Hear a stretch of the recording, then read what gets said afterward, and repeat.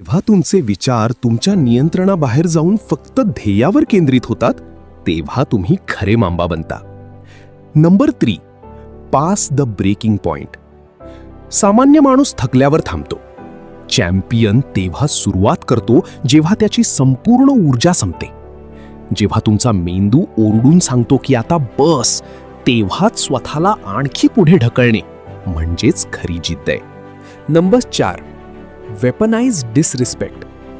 जेव्हा लोक तुमच्यावर हसतात, तुम्हाला कमी लेखतात, तेव्हा दुःखी होऊ नका.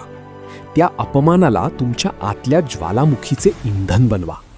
त्यांचे टोमणे मनात टेप रेकॉर्डरसारखे वाजू द्या आणि त्यांच्या हसण्याला तुमच्या यशाच्या आवाजाने कायमचे शांत करा. Number 5, ruthless execution.